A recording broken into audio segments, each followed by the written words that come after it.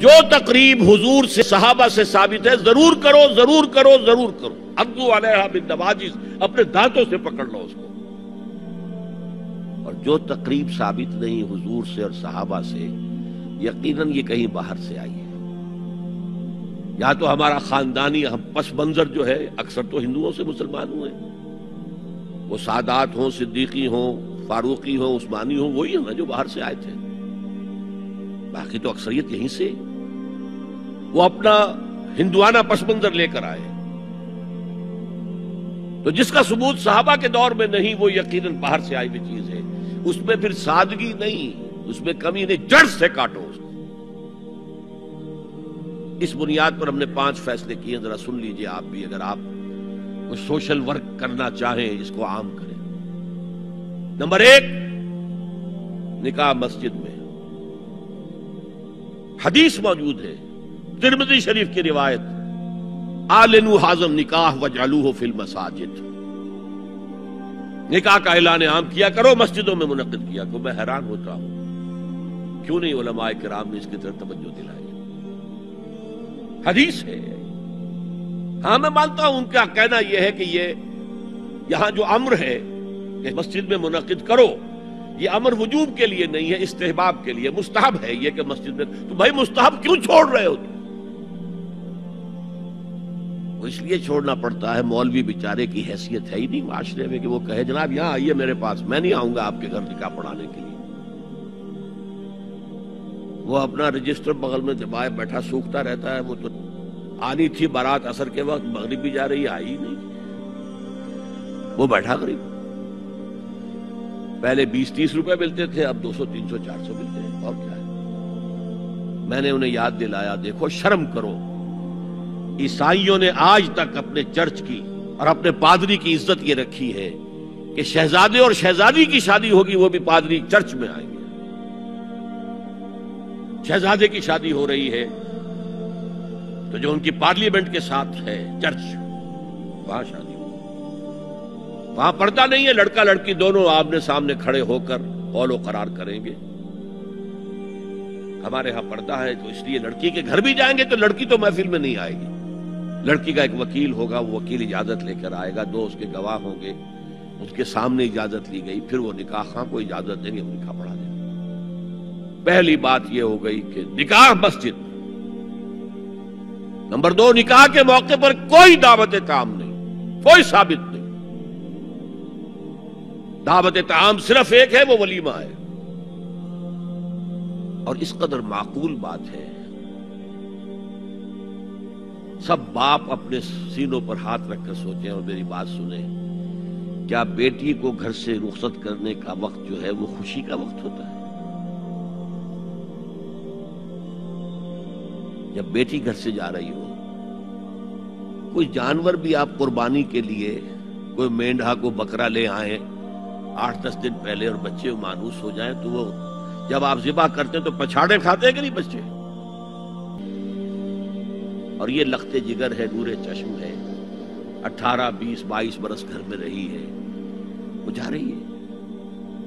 خوشی نہیں ہے وہاں، صرف یہ ہوتا ہے اے سائی آف ریلیف کہ ایک ذمہ داری کا بوجھ تھا، اللہ نے آج پورا کرا دیا، اتروا دیا بوجھ. پھر بھی اندیشہ ہوتا ہے، پتہ نہیں مزاج ملے نہ ملے، نئے ماحول میں جا رہی ہے، وہاں جا کر ایڈجسٹ ہو یا نہ ہو، اندیشے پھر بھی ہوتے ہیں.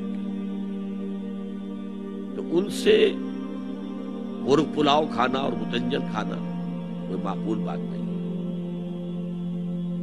معقول بات کیا ہے؟ لڑکا، اس کا گھر آباد ہوا ہے، وہ ولیمہ کرے. اس پر باقاعدہ حدیث اولبو ولو بشاۃ، ولیمہ ضرور کرو چاہے ایک ہی بکری ہو تمہارے پاس. ذبح کرو، کاٹو، کھلاؤ گوشت اپنے دوستوں کو، احباب کو.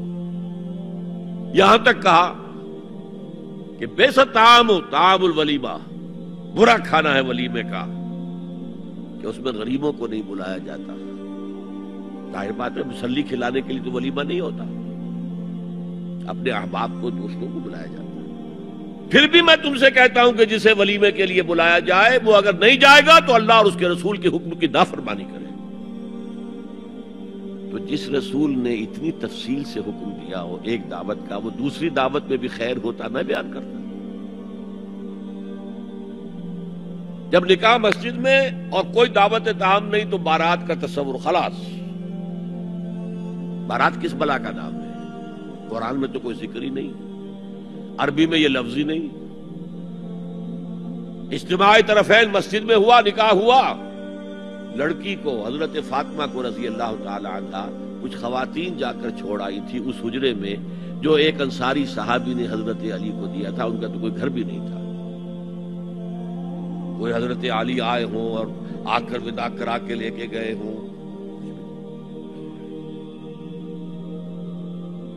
چوتھی چیز، جہیز کا کوئی تصور اسلام میں نہیں. خالص ہندوانہ رسم، خالص ہندوانہ رسم، خالص ہندوانہ رسم. ہندوؤں میں کیوں ہے؟ وہ اس لیے ہے، معقول بات ہے کہ لڑکی کا وراثت میں کوئی حصہ ہے ہی نہیں. وہ تو جب گھر سے نکل رہی ہے کچھ دے دلا کے رخصت کر دو. دان دہیج یہ خیرات ہے، لڑکی کا حق کوئی نہیں ہے گھر پر. اسلام میں تو لڑکی وارث ہے. والد فوت ہوں گے وراثت تقسیم ہوگی، والدہ فوت ہوگی کوئی ان کی ہے ملکیت وہ تقسیم ہوگی. شادی کے موقع پر کوئی جہیز اسلام میں نہیں، قطعاً نہیں. غلطی سے حضرت فاطمہ کے جہیز کو جہیز کہہ دیا گیا. وہ جہیز کیا تھا؟ ایک پیسہ بھی حضور کے اپنی جیب سے نہیں تھا. اس شادی میں خاص بات کیا تھی کہ دولہا کے ولی بھی حضور ہی ہے. اور کون ہے؟ علی کا کون تھا مدینے میں؟ اور دلہن کے والد بھی حضور ہیں. اب حضور پوچھتے ہیں حضرت علی سے تمہارے پاس مہر دینے کے لیے کچھ ہے؟ عرض کیا میرے پاس تو کچھ نہیں. وہ فقراء صحابہ میں سے تھے. فرمایا مہر تو دینا ہے. تمہارے پاس ایک زرہ ہوتی تھی؟ جی ہاں زرہ تو ہے. انہوں نے یہ سمجھا زرہ تو جہاد کے لیے ہے، کوئی وہ دولت تو نہیں ہے. فرمایا جاؤ اسے بیچو یا گروی رکھ کے قرض لے کر آؤ. وہ گئے، حضرت عثمان نے خرید لی اور کچھ دنوں کے بعد واپس کر دی ہدیتاً. یہ زرہ میں ہدیہ آپ کو کر رہا ہوں. اس وقت اگر کہتے چھوڑو علی، کہاں تو لو میں پیسے دے دیتا ہوں تمہیں، تو ان کی طبیعت پر بار ہوتا. اس پیسے سے حضور نے کچھ پیسے گھر بھیجے اندر، دلہن کو ذرا تیار کر دو. اور کچھ پیسوں سے وہ ایک گدا جس میں کھجور کی کھال بھری ہوئی تھی اور 2 تکیے جس میں کھجور کی کھال بھری ہوئی تھی. ایک مشکیزہ، کنویں سے پانی تو لانا ہی ہے نا. ایک چکی، جو ہو یا گیہوں ہو پیسنا تو ہے نا. کوئی 1-2 برتن اور اللہ اللہ خیر صلی اللہ. یہ تھا جسے جہیز کہتے ہیں، جس میں ایک پیسہ بھی حضور کا شامل نہیں ہے. وہ حضرت فاطمہ کا مہر تھا جسے بنایا گیا. ورنہ مدینے ہی میں دوسری آپ کی صاحبزادی کا نکاح حضرت عثمان سے بھی ہوا. کہیں ذکر ہے جہیز کا؟ حضرت عثمان کا گھر بھرا ہوا، ہر چیزیں موجود، جہیز کا تذکرہ نہیں.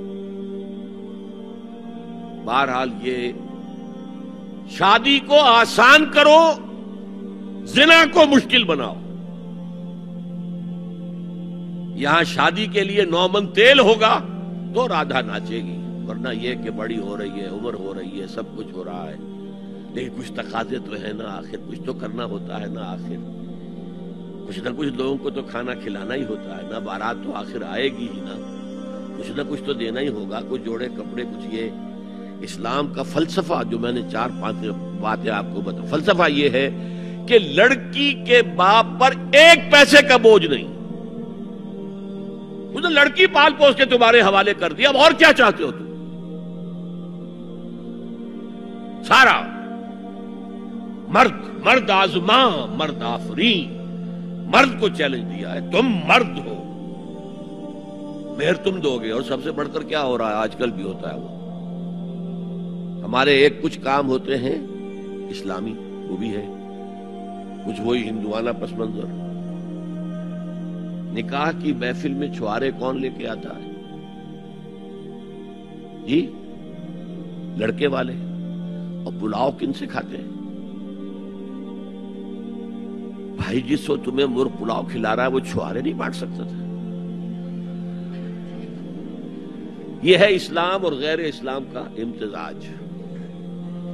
چھوارے لڑکے والے لے کر آئیں گے اور پھر دعوت اڑائیں گے لڑکی والوں کی طرف سے۔ دین کی بات پھیلانا صدقہ جاریہ ہے، ثواب کی نیت سے ویڈیو کو شیئر ضرور کیجیے۔ جزاک اللہ۔